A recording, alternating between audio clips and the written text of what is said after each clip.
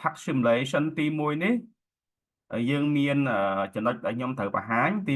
1 sheet ទាំងអស់ហ្នឹងណាអញ្ចឹងប្រធានក្រុមគាត់ត្រូវ log សូមបញ្ជាក់តិចណាជំហានដំបូងគឺប្រធានក្រុមម្នាក់គាត់ដែលគាត់ចូលទៅក្នុង form ណាអញ្ចឹងនៅពេលដែលគាត់ចូលនៅក្នុង form បាទនេះគឺជា form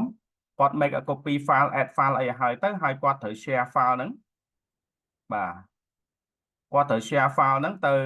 សមាជិកក្រុមរបស់គាត់ណា ចឹងសមាជិកក្រុមរបស់គាត់មានប្រមាណអ្នកគាត់បី email ចូលទៅហើយទាំងអស់គ្នាអាច access ចូលបានណាចឹងនៅពេលដែល access ចូលបានអ្វីដែលត្រូវធ្វើអឺអា sheet ទី1នេះគេហៅថា rubric អញ្ចឹង rubric គឺជាអី rubric គឺជាចំណុចដែលត្រូវដាក់ពិន្ទុបាទអញ្ចឹងអានេះមិនចាំបាច់មើលក៏បានដែរពីព្រោះខ្ញុំបានសង្ខេប rubric នៅក្នុងទំព័របន្ទាប់ទៀតណាអញ្ចឹង rubric នេះគ្រាន់តែចង់បង្ហាញថាបើអ្នកនេះគណនា prepayment tax ត្រូវបន្ទុកពេញបាន10ចឹងមកបាទពន្ធលើប្រាក់បៀវត្សសម្រាប់ resident ពន្ធលើប្រាក់បៀវត្ស spring benefit អស់ហ្នឹងគឺបន្ទុកវានៅខាងស្ដាំដៃនេះណាកន្លែង weight នេះកន្លែងខ្ញុំ highlight ពណ៌កន្លែងខ្ញុំ highlight ពណ៌លឿងណាបាទអញ្ចឹងអ្នកនេះមិនចាំបាច់មើល rubric ហ្នឹងក៏បានដែរពីព្រោះ rubric ខ្ញុំសង្ខេបនៅក្នុងកន្លែង instruction អូខេនៅក្នុងទំព័រ instruction ណាអញ្ចឹងអ្វីការងារសំខាន់ដែលអ្នកនេះត្រូវធ្វើគឺនៅក្នុងកន្លែង instruction and tax summary អញ្ចឹងនៅក្នុងនេះនៅពេលដែល file share ទៅសមាជិកក្នុងក្រុមហើយទាំងអស់គ្នាត្រូវវាយឈ្មោះបញ្ចូលឧទាហរណ៍ថាឈ្មោះខ្ញុំអញ្ចឹងមកឈ្មោះសមាជិកក្រុមណា student ID អញ្ចឹងមកJJ ប៉ុន្មានអញ្ចឹងមកហើយ email caption email ណាហើយកន្លែង score នេះមិនបាច់ចាំបាច់បញ្ចូលទេណាកន្លែង score នេះគឺទុកឲ្យខ្ញុំអ្នកដាក់ពិន្ទុបាទតោះហ្នឹងអស់គ្នាអញ្ចឹងសមាជិកក្រុមមានប៉ុន្មានអ្នកដែលបាន register កាលពីដើម term ហ្នឹងយើងវាយឈ្មោះខ្លួនឯងបញ្ចូលមកណាបាទទី1អញ្ចឹងទី2ទៅមើល instruction បាទអញ្ចឹង instruction គឺទី1ជំហានដំបូងអ្នកត្រូវ download invoice អញ្ចឹង invoice មាន2 invoice sales invoice ហើយនឹង invoice នៅខាងនេះអញ្ចឹងនៅពេលដែលសមាជិកទាំងអស់គ្នាបើក file ហ្នឹងមកឃើញ invoice ហើយណាអញ្ចឹងអាច download ជា PDF ក៏បានអាចមើលនៅក្នុងហ្នឹងក៏បានអញ្ចឹងតាមរយៈ invoice ទាំងអស់ហ្នឹងទាំងអស់គ្នាត្រូវយកទៅធ្វើការប្រកាសពន្ធប្រចាំខែអានេះខ្ញុំបើក sell invoice ឥឡូវខ្ញុំទៅបើក purchase invoice អញ្ចឹងដូចគ្នាដែរ click កន្លែងពាក្យថា click here for purchase invoice មកយើងមាន purchase invoice អញ្ចឹងយើងមានប្រតិបត្តិការច្រើននៅក្នុងហ្នឹងអញ្ចឹង purchase invoice នេះជួយឲ្យអ្នកនេះក៏ទៅប្រកាសពន្ធប្រចាំខែបានដែរអូខេបាទអញ្ចឹងអ្នកនេះអាច access ចូលបានព្រោះនេះ public ហើយអញ្ចឹង complete មើល instruction បាទទាំងអស់ហ្នឹងសូមបញ្ជាក់តិចមិនអនុញ្ញាតឲ្យបន្ថែម row ឬក៏ column ទេណាបាទនៅក្នុង file ទាំងអស់ហ្នឹងនេះជាការដាក់ពិន្ទុអញ្ចឹងយើងមានចំណុចពណ៌លឿងនេះយើងនេះគឺជា exchange rate ហើយនេះគឺជា tax base អញ្ចឹងខ្ញុំឲ្យបន្ទុកទៅតាមប្រភេទពន្ធមួយដែលអ្នកគណនាត្រូវណាអញ្ចឹងទី1បើសិនបើគណនាផ្នែក tax on salary fringe benefit ហើយនឹង non resident អីទាំងអស់ហ្នឹងត្រូវ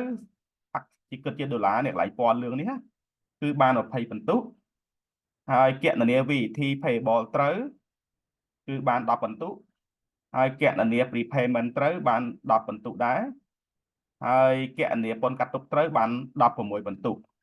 ហើយបន្ទុកផ្សេងពីនោះគឺយើងមាន sale record fill in purchase record fill in គឺបាន20ហើយនឹង tax summary fill in បាន4%អញ្ចឹងសរុបទាំងអស់បន្ទុក100%ដោយឡែកផ្ទាំងពណ៌រៀង green នេះមិនចាំបាច់បំពេញទេព្រោះខ្ញុំនឹងដាក់បន្ទុកសម្រាប់អ្នកនរគ្នាហើយនេះគឺជា answer key ដែលខ្ញុំត្រូវបំពេញណាបាទអញ្ចឹងអ្នកនរគ្នាត្រូវធ្វើគឺបំពេញកន្លែងពណ៌លឿងនេះអូខេអានឹងចំណុចនៅក្នុង instruction and summary ណាទី2នេះគឺជា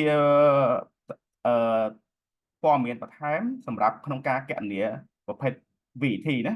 អញ្ចឹងនៅក្នុងសូមបញ្ជាក់ផងដែរថាសមត្ថកម្មគេឲ្យមាន VAT carry forward ពីខែមុនអញ្ចឹងយើងប្រកាសពន្ធនៅក្នុងខែ3អញ្ចឹងមុនក្នុងខែ3ហ្នឹងយើងមាន VAT carry forward អញ្ចឹងអ្នកនេះ complete យកតួលេខ VAT carry forward ហ្នឹងទៅធ្វើការគណនាឲ្យបានត្រឹមត្រូវទៅតាមវិធីសាស្ត្រក្នុងការគណនារក VAT ប្រចាំខែបាទនៅក្នុង sheet មួយទៀតគឺទំព័រ sale record បាទអញ្ ចឹងនៅក្នុង sale record នេះគឺជាប្រភេទmonthly tax ចឹងក្រុមហ៊ុនផ្សេងៗមាន format มันខុសគ្នាប៉ុន្មានទេអញ្ចឹងនៅក្នុងនេះត្រូវបំពេញព័ត៌មានទាំងអស់ដែលមាននៅក្នុង invoice ហើយមកបញ្ចូលនៅក្នុងហ្នឹងនៅក្នុងពណ៌ផ្កាឈូកអ្វីដែលមានហ្នឹងគឺត្រូវបញ្ចូលក្នុងឲ្យតែមានពណ៌ផ្កាឈូកត្រូវបញ្ចូលណាអញ្ចឹងខ្ញុំបានផ្ដល់ invoice ជា sample ហើយយើងមាន invoice មួយហើយខាងក្រោមនេះយើងមាន invoice មួយទៀតឃើញទេcredit note commercial invoice បាទហើយមាន credit note អញ្ចឹងតើគ្នា3 sample ហ្នឹងអាចយកទៅ discuss ក្នុងក្រុមបានណាអញ្ចឹងនៅក្នុងនេះកាលណាយើងនិយាយអំពី sale record គឺយើងអាចនិយាយបានថាអ្នកនេះអាចកណនាវិធី output បានបាទអញ្ចឹងតារាងនេះសំខាន់ដែរពីព្រោះអីដែលនៅពេលដែលយើងធ្វើការកណនា prepayment គឺយើងយកតួលេខចំណូលទាំងអស់ដកវិធីចេញគុណ 1% មិនអញ្ចឹងណាយើងយកដើម្បីរក prepayment ណាអញ្ចឹងនៅក្នុងនេះអ្នកនរត្រូវពិនិត្យមើលខ្លួនឯងបាទត្រូវចេះកណនានេះគ្រាន់តែជា sample ដែលខ្ញុំដាក់មកទេណាអញ្ចឹងត្រូវ check verify កណនាឲ្យត្រូវបាទអូខេអញ្ចឹងនៅខាងចុងនេះនេះឃើញយើងមានលក់ទៅឲ្យបុគ្គលជាប់បកនិងលក់ទៅឲ្យអតិថិជនទូទៅបាទអញ្ចឹងនៅក្នុងហ្នឹងយើងមាន link មួយចំនួនជារូបមន្តអញ្ចឹងនេះតម្រូវឲ្យទៅ verify ឡើងវិញពីព្រោះដូចខ្ញុំបានបញ្ជាក់នៅក្នុង description អញ្ចឹង instruction អញ្ចឹងគឺយើងមាន purposely បង្កើតឲ្យមាន error ដើម្បីឲ្យសិស្សគាត់ដឹងថា error ហ្នឹងខុសឬត្រូវគាត់ទៅកែតម្រូវនៅក្នុង comment នេះណាបើសិនបើមាន invoice មួយចំនួនវាព័ត៌មានមិនគ្រប់គ្រាន់ឬមិនច្បាស់ឬក៏ត្រូវការ comment ព្រោះអ្នកនរពេលហ្នឹងដើរតួនាទីជា tax consultant យើងប្រកាសព័ន្ធអតិថិជនបាទដល់នេះអាចទៅ say comment បានកន្លែង comment នេះតែបើអត់ក៏អត់ទៅទុកវាចោលចោះណា blank វាចោលទៅណាបាទអញ្ចឹងកន្លែង comment នេះគឺយើងមិនឲ្យបន្ទុកទេគឺមិនមែនជាពណ៌ pink ទេនេះអាចមានក៏បានមិនមានក៏បានប៉ុន្តែបើសិនជាមានក៏ល្អដែរព្រោះប្រតិបត្តិការមួយចំនួន invoice មួយចំនួនតម្រូវឲ្យមានការ clarify ពី client ណាជាអតិថិជននេះគឺជាផ្នែករបស់អតិថិជនអញ្ចឹងអតិថិជនគាត់នេះផ្នែកនេះក្នុងការរវត្តការងារមែនតើគឺអតិថិជនគាត់ត្រូវ reply ទៅលើ comment របស់ tax consultant បាទហើយផ្នែកខាងនេះអត់មានអីត្រូវពេញទេបាទអត់មានអីត្រូវពេញទេអូខេអញ្ចឹងនឹងទំព័រនៅក្នុង sale record ហើយដូចគ្នាដែរ purchase នៅក្នុង purchase record បាទអ្នកនេះមិនបាច់ខ្វល់ពីពណ៌លឿងនេះទេនេះខ្ញុំដាក់ចំណាំខ្លួនឯងណាបាទនៅក្នុង purchase record ក៏ខ្ញុំឲ្យ invoice ជា sample ដែរមាន2 invoice បាទមាន3 invoice បាទអញ្ចឹងនៅក្នុងហ្នឹងអ្នកនេះប្រកាសជា learn យើង discuss ក្នុងក្រុមទៅហើយ learn ពី transaction ហ្នឹងមើល invoice ជាក់ស្ដែងបាទអញ្ចឹងយកជា sample ហើយនៅក្នុងហ្នឹងគឺបំពេញទាំងអស់នៅក្នុងតារាងនៅក្នុងពណ៌រៀង pink ហ្នឹងណាបាទអញ្ចឹងនៅក្នុងនេះគឺយើងអាចកណនាបាននៅវិធី input នៅកាលណាយើងនិយាយពី purchase record យើងអាចកណនាវិធី input បានបាទអូខេដូចគ្នាដែរបើសិនបើអ្នកទាំងអស់គ្នាមាន comment អានេះខ្ញុំមាន comment មួយ example អាច comment បានសម្រាប់ purchase invoice បើអត់ក៏អត់ទៅបាទនេះមិនតម្រូវទេណាហើយនៅក្នុងនេះ client feedback ដូចគ្នាដែរតើតើជាមួយនឹង invoice ទិញ purchase invoice អូខេបាទអញ្ចឹងចាប់ពី purchase invoice តិចទៀតយើងទៅមើល withholding tax ក៏ដូចគ្នាដែរហើយនឹងប្រភេទពន្ធផ្សេងទៀតអញ្ចឹងពន្ធកាត់ទុកខ្ញុំបែងចែកជា2សម្រាប់ទី1ពន្ធកាត់ទុកទៅលើនិវាសនជនហើយនឹងពន្ធកាត់ទុកទៅលើអនិវាសនជនអញ្ចឹង purchase invoice អាចឲ្យយើងកណនាប្រតិបត្តិការមួយចំនួនអាចឲ្យយើងបំពេញពន្ធកាត់ទុកបានអញ្ចឹងនៅក្នុងនេះយើងមានប្រតិបត្តិការមួយដែលជា sample ដែរហើយអញ្ចឹងនៅនេះអាចទៅ check ទៅថាតើ invoice ដែលនៅសល់ហ្នឹងតើគាត់ជាប់ប្រភេទពន្ធអីហើយអត្រាប្រមាណហើយកណនាប្រាក់ពន្ធកាត់ទុកមកណាបាទនៅខាងក្រោមនេះនៅនេះមិនបាច់បារម្ភនេះគឺយើងមានអត្រាពន្ធជូនបាទមានតាំងពី 15% 6% 4% 10%បាទ 14% អញ្ចឹងមកអញ្ចឹងអ្នកនេះអាច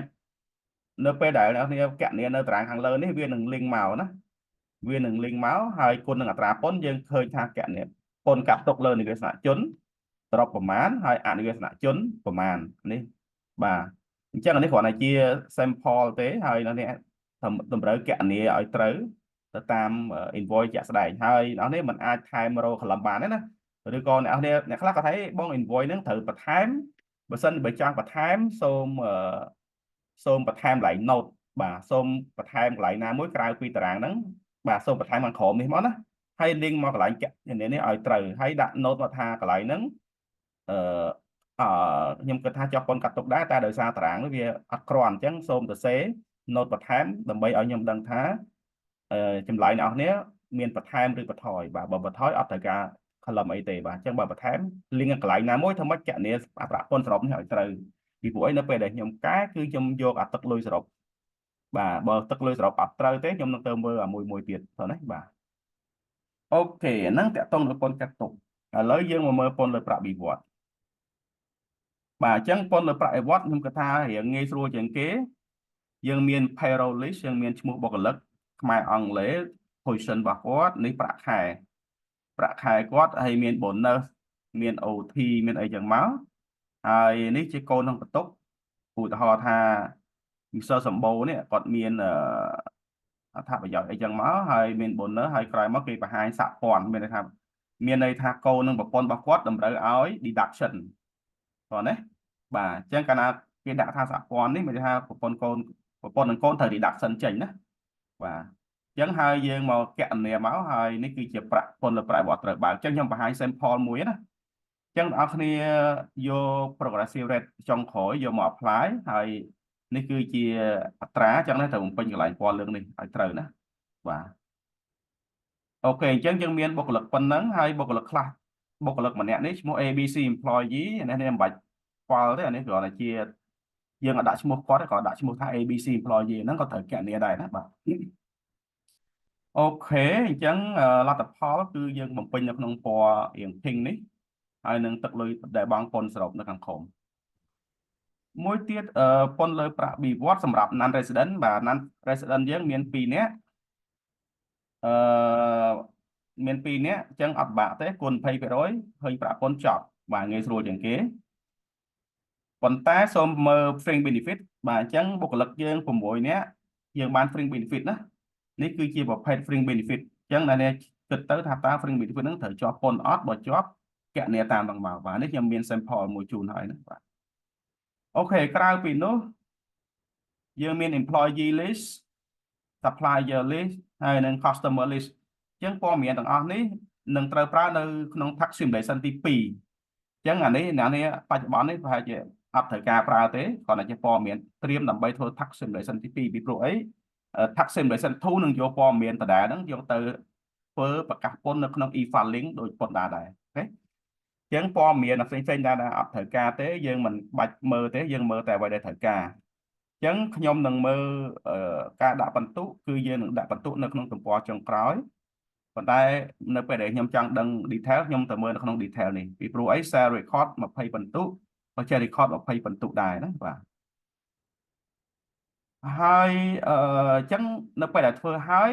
ដល់ថ្ងៃ deadline ឬក៏អ្នកដែលធ្វើហើយមុនអាច submit បានអញ្ចឹងកុំភ្លេចណាសូមបញ្ជាក់បន្តិច student ID នេះត្រូវវាយឲ្យត្រូវអត់មាន space បាទពីព្រោះអីនៅពេលដែលខ្ញុំបញ្ចូលបន្ទុកក្នុង system កាលណាមាន space ឬក៏មាន point អីមួយនោះវាអត់បន្ទុកអត់វាអត់ system អត់ស្គាល់ទេអញ្ចឹងខ្ញុំនឹង copy paste ពីហ្នឹងខ្ញុំទៅបញ្ចូលនៅក្នុង system អូខេបាទ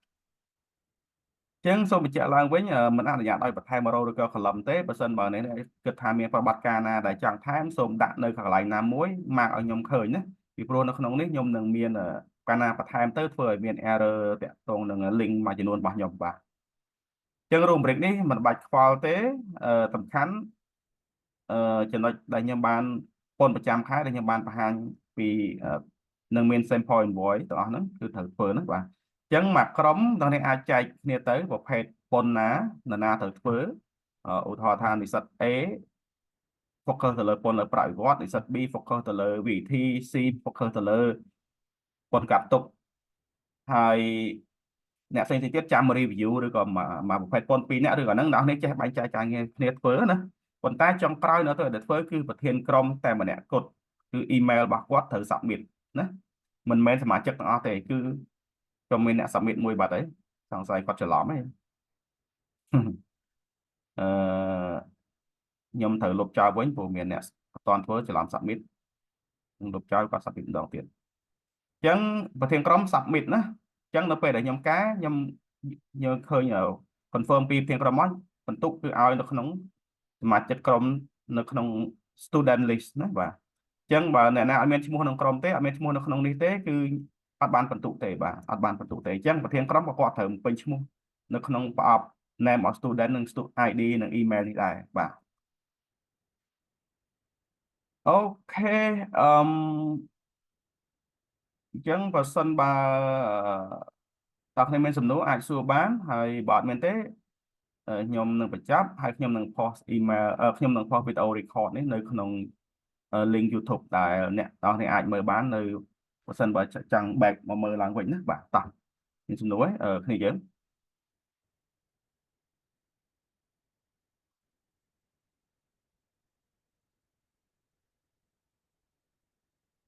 question បើកសលេងសួរបានណាបើមានសំណួរ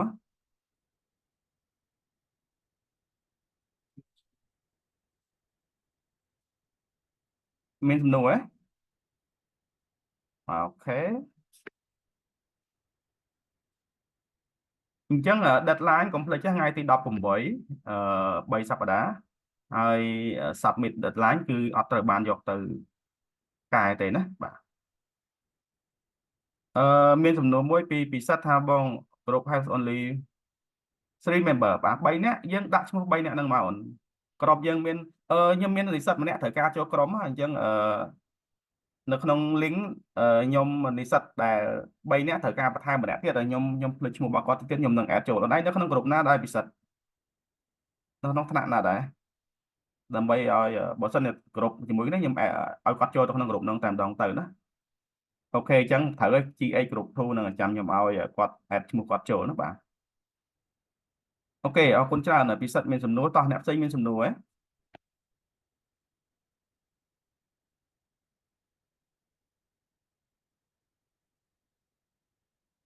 បាទត្រូវអូនសេអញ្ចឹង student ID ដាក់អញ្ចឹងត្រូវហើយ JD 21 001ចឹងមកណាបាទមែនបើអ្នកខ្លះគាត់ភ្លេចភាគច្រើននិស្សិតមួយចំនួនគាត់សរសេរអត់ត្រូវឬក៏គាត់ space ដល់ពេល space ទៅបញ្ចុះបន្ទុកគាត់បាន0ដោយសារ system អត់ស្គាល់ណាបាទអញ្ចឹងកំហុសខ្លួនឯងដែលសរសេរនេះអត់ត្រូវសរសេរ student ID អត់ត្រូវអូខេអូខេតោះខ្ញុំសង្ឃឹមថាប្រធានក្រុមឬក៏សមាជិកក្រុមទាំងអស់បានចូលមើលអស់គ្នាណាអញ្ចឹងងាយអត់ពិបាកទេការងារប៉ុណ្ណឹងហើយសង្ឃឹមថាបងប្អូននឹងសហការគ្នា discuss ក្នុងក្រុមអាចសួរលោកគ្រូឬក៏បើមានបញ្ហាអីអាចតាក់ទងនឹង invoice មួយចំនួនអីអាច discuss គ្នាទៅណាបាទអញ្ចឹងបើអត់មានទេខ្ញុំសូមបញ្ចប់ប៉ុណ្ណឹងពីព្រោះដូចជាអត់មានឃើញនរណាបើកសលេងសួរបាទហើយបើអត់តមានសំណួរឥឡូវអាច along the way មានសំណួរអីខ្លះអាចជួបខ្ញុំអាចសួរខ្ញុំបានបាទ Goodbye bye everyone